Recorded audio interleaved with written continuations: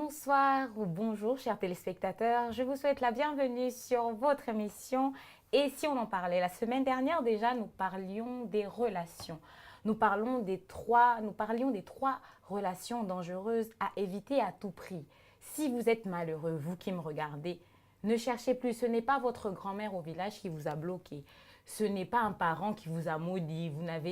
Rien ne s'est passé. C'est simplement vos fréquentations. Ça peut être le cas le plus souvent. Donc, revoyez vos fréquentations. Et pour nous parler de fréquentation, nous avions avec nous le pasteur Gélil, qui est un homme que j'aime entendre parler, non pas seulement pour ses belles paroles, il parle bien, mais son discours est rempli de puissance. Et sans plus tarder, je lui donne la parole maintenant. Bonsoir, pasteur Gélil. Bonsoir Karen, merci pour ces éloges. Vous le méritez largement. Gloire à Dieu. Et hors antenne, vous me parliez des méchants. Et c'est très grave ce que j'ai appris parce que le méchant n'est pas seulement dans nos compagnies, mais le méchant aime conseiller. Est-ce que vous pouvez nous faire un petit récapitulatif de ce que nous avons dit la semaine dernière au sujet des méchants? Alors oui, le méchant a toujours quelque chose à vous dire parce que quand vous l'observez, il présente une certaine réussite sociale. Mais la vérité, c'est que cette réussite sociale est de courte durée.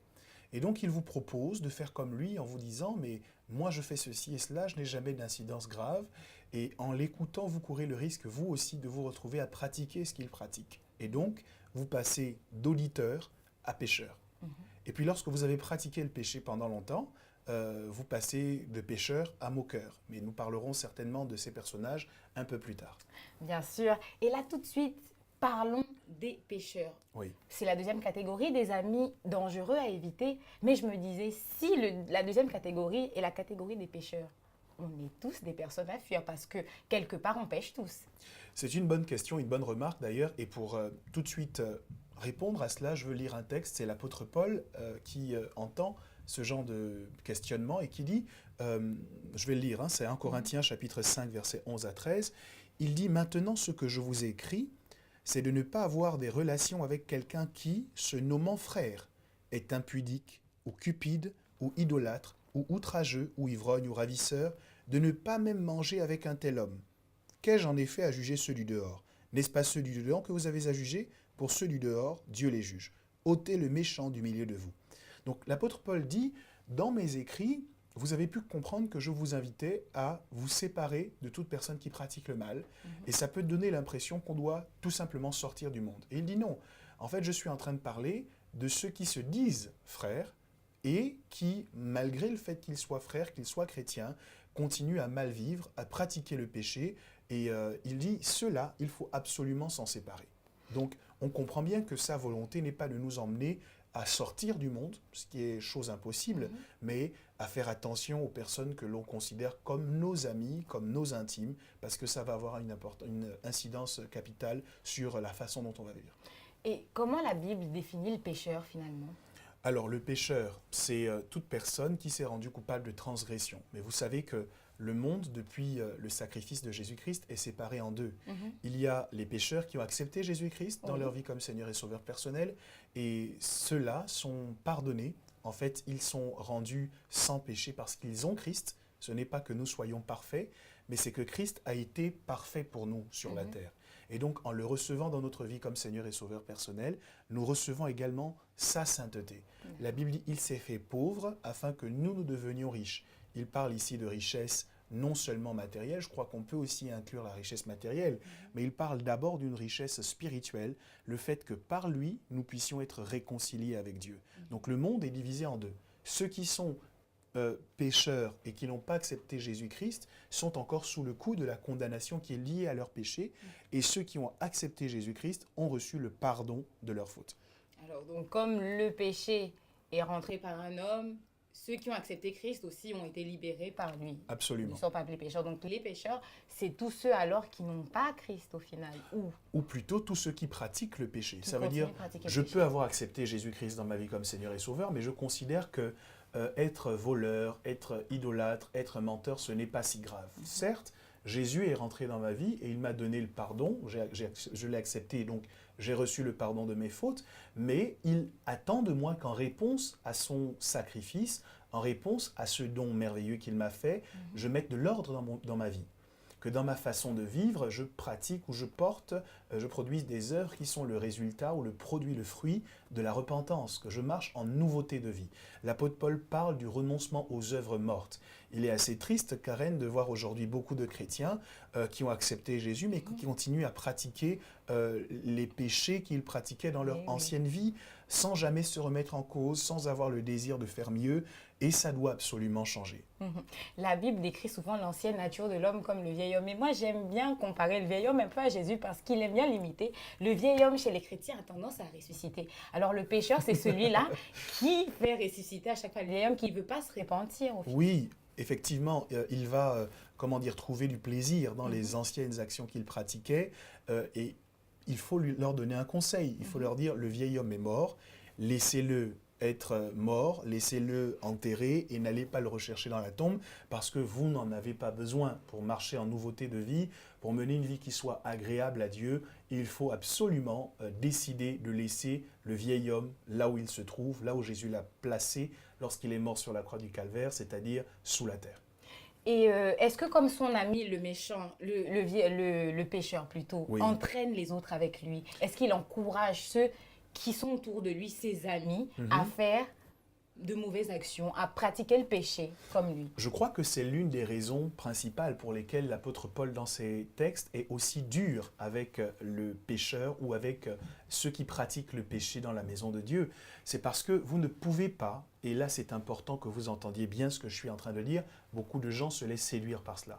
Vous ne pouvez pas rester en compagnie de gens qui pêchent sans arrêt, sans que cela n'ait jamais aucune incidence sur vous. Je vous assure que si ce sont vos fréquentations, vous finirez par faire exactement comme eux. Que personne ne se séduise, que personne ne se trompe. La Bible dit que les mauvaises compagnies corrompent les bonnes mœurs. Vous avez certainement de bonnes résolutions, vous avez pris de bonnes décisions, vous avez une bonne façon de vivre, mais si vos amis sont des hommes et des femmes qui pratiquent le péché en permanence, même sans qu'il ne vous ait conseillé de le faire, à un moment donné ou à un autre, vous allez vous laisser corrompre par ces personnes-là et vous allez vous retrouver à faire exactement ce qu'elles font aussi. C'est pourquoi l'apôtre Paul était si dur et qu'il encourageait les chrétiens à se séparer complètement de toute personne qui, se disant frère, pratiquait le péché sans arrêt. Il allait même jusqu'à dire ne les saluer même pas, ne manger même pas avec eux, parce qu'il y a des choses qui se transmettent dans la proximité. Et comment faire pour sortir de cette catégorie des pécheurs? Alors, d'abord, si on est dans cette catégorie, on se reconnaît dans cette catégorie, gloire soit rendue à Dieu parce qu'il nous a donné Jésus-Christ et Jésus est le ticket qui nous permet de sortir de cette catégorie de pécheurs pour être dans la catégorie des pardonnés, de ceux qui ont reçu Christ dans leur vie et qui peuvent marcher en nouveauté de vie. C'est la première chose. Mais la deuxième chose concerne plutôt celles et ceux qui ont dans leur environnement des gens qui pratiquent le péché. D'abord, ça fait partie des choses qu'il faut préciser. Il peut arriver à un chrétien de pécher. Malheureusement, nous ne sommes pas encore parfaits. Lorsque nous avons accepté Jésus-Christ, qu'est-ce qui s'est passé? La Bible dit, les choses anciennes sont passées, toutes choses sont devenues nouvelles. La Bible dit que si quelqu'un est en Christ, il est une nouvelle créature. Et parfois, Karen, les gens se disent, mais j'ai accepté Jésus, mais il y a des choses dans ma vie qui n'ont pas encore changé. C'est normal, parce que lorsque nous acceptons Jésus, en fait, c'est notre esprit qui est régénéré.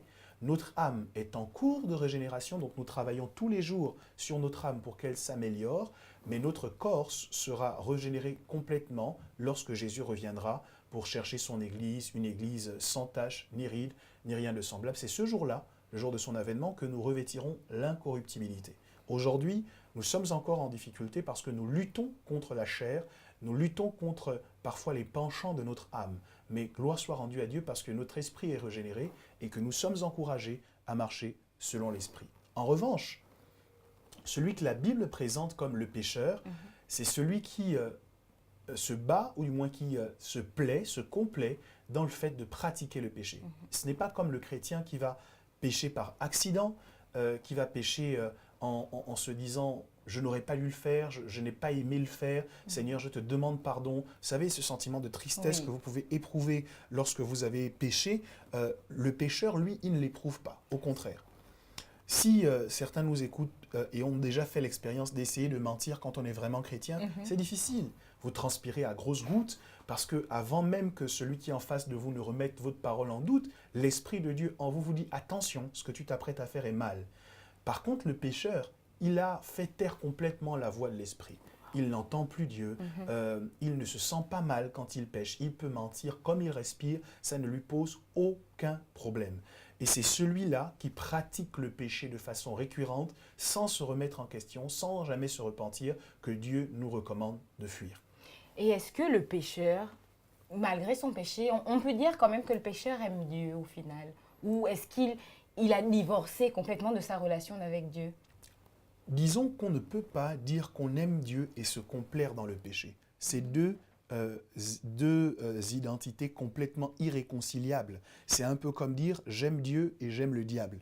On ne peut pas. Jésus a dit qu'on ne peut pas servir deux maîtres, où on aime l'un et on haïra l'autre, ou vice-versa.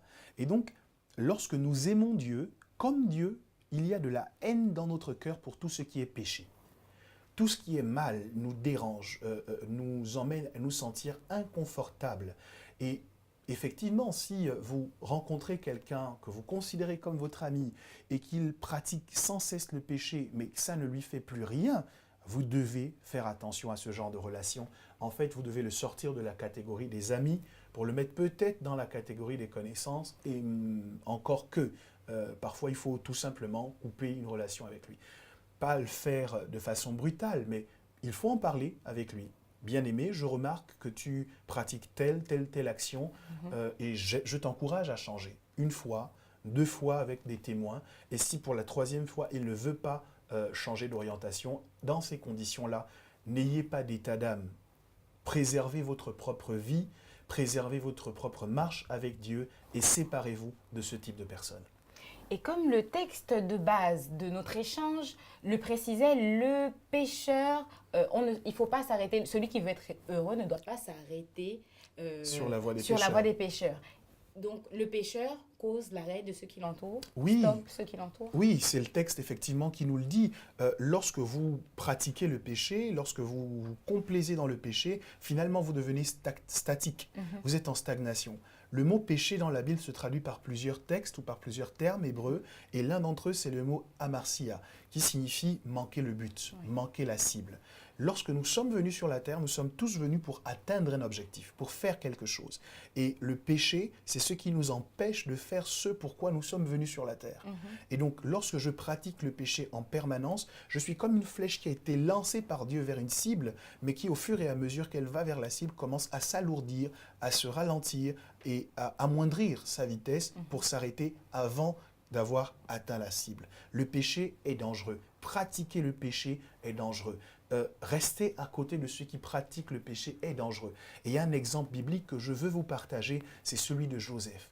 Joseph est dans la maison de Potiphar. Parfois, ceux qui nous encouragent au péché sont hiérarchiquement nos supérieurs dans le monde du travail ou bien dans la famille. C'est un grand-père, c'est un grand-oncle qui nous encourage à mal nous comporter et parce qu'ils sont nos supérieurs hiérarchiques, on a tendance à dire c'est pas grave, pour ne pas frustrer, pour ne pas vexer, je vais quand même le faire. Mais prenons exemple sur Joseph. Il est dans la maison de Potiphar et à un moment donné, la femme de Potiphar vient l'attraper et lui dit couche avec moi. Qu'est-ce que Joseph a fait? La Bible nous dit que Joseph a déchiré ses vêtements, en fait, a laissé ses vêtements dans les mains de cette femme et il a choisi de courir pour fuir l'endroit où elle se trouvait. Vous savez, on ne joue pas avec le péché. On ne se dit pas, oh, c'est pas grave, je vais gérer, moi je suis très spirituel. Non, non, non. La Bible dit, fuyez l'impudicité. Dieu sait que nous sommes puissants, Dieu sait que Jésus nous a donné tout pouvoir, mais quand il s'agit de l'impudicité, quand il s'agit de ces types de péchés-là, il nous dit tout simplement, fuyez. Vous êtes tombé parce que vous n'avez pas fui. Vous êtes compromis parce qu'au moment où le Saint-Esprit vous disait fuis, vous avez dit moi je suis très fort, moi je peux résister. Non. Si Joseph a pris la poudre d'escampette, c'est parce qu'il savait que dans ce genre de situation, il vaut mieux courir dans la maison tout nu. Il vaut mieux que tout le monde voie ma nudité. Il vaut mieux que tout le monde se moque de moi. Mais au moins, dans ces conditions-là, je ne me serai pas compromis. C'est le conseil que je veux vous donner. Vous êtes en face de gens qui pratiquent le péché et qui vous encouragent à le pratiquer aussi. Fuyez-les. Ça n'est pas de la lâcheté, ça n'est pas de l'indignité. Au contraire, vous aurez été sage en mettant de la distance entre eux et vous. Parfois, vous perdrez quelque chose en les fuyant. Parfois, vous perdrez l'argent qu'ils vous donnaient. Parfois, vous perdrez les relations qu'ils vous ont créées. Mais soyez comme Joseph. Acceptez de laisser dans les mains de cette femme la tunique que vous a donnée Potiphar, parce que Pharaon a une tunique encore plus grande pour vous, c'est la tunique du Premier ministre. Ok, Dieu a pour vous en réserve une tunique encore plus glorieuse, une tunique encore plus, merveilleuse, et vous n'aurez accès à cette tunique que si vous avez accepté de mettre de la distance entre vous et toutes les personnes qui pratiquent le péché. Dans ce cas-là, fuir, ce n'est pas faire signe de lâcheté. Absolument Non, pas. au contraire, c'est même faire signe de force, résister au péché en fuyant cette fois-ci. Oui. Et ce que je voulais dire, donc, comme vous disiez, c'est péché, c'est manquer la cible. Donc, c'est un peu comme être en Coupe du Monde et ne pas marquer le but qui fait en sorte que tout le stade soit en émoi. Tout à fait. Le ciel et les anges et Dieu nous regardent, assistent à notre vie avec beaucoup d'espérance nous concernant. Lorsque Dieu nous a envoyés sur la terre, on a parlé de la destinée récemment, il fait un rêve à notre sujet. Et il dit, celui-ci, je l'envoie sur la terre pour ceci, pour cela. Et malheureusement, il arrive que lorsque nous sommes sur la terre, nous nous laissons distraire par des choses que le diable nous propose.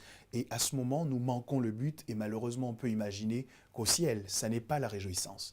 Mais il y a encore de l'espoir. Oui. Et je veux le dire à toutes les personnes qui nous écoutent, il y a encore de l'espoir. Même si vous êtes tombé, même si vous vous êtes arrêté à un moment donné dans votre vie à cause du péché, en acceptant Jésus dans votre vie comme Seigneur et Sauveur, en passant par la repentance, en disant « Seigneur, je te demande pardon », vous suivrez le processus de l'enfant prodigue.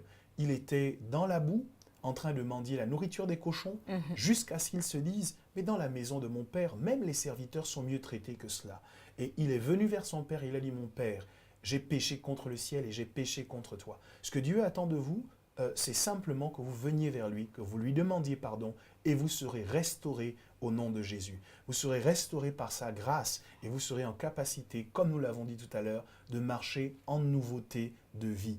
Arrêtez, faisons obstacle, un stop au péché. La Bible dit que 7 fois le juste tombe, mais il se relève. Il est temps pour vous de vous relever. Merci, Pasteur Gélil, pour ces précieux conseils. Nous sommes arrivés au terme des 15 minutes d'échange de notre émission. Ici, on en parlait. Et comme vous avez pu le voir, nous avons des trésors qui nous sont livrés tout droit du ciel à travers le Pasteur Gélil d'Orego. Et n'hésitez pas, faites-le parler, faites-nous travailler, envoyez vos sujets et nous allons les traiter pour vous. Le Pasteur Gélil se fera un plaisir de traiter le thème que vous aurez voulu nous envoyer à notre adresse mail contact.provisiontv@gmail.com. N'hésitez plus à nous écrire, nous traiterons ce que vous souhaitez voir abordé. C'est ainsi que s'achève notre émission aujourd'hui et je vous dis à la semaine prochaine pour parler cette fois-ci des mots-cœurs. À la semaine prochaine et restez câblés.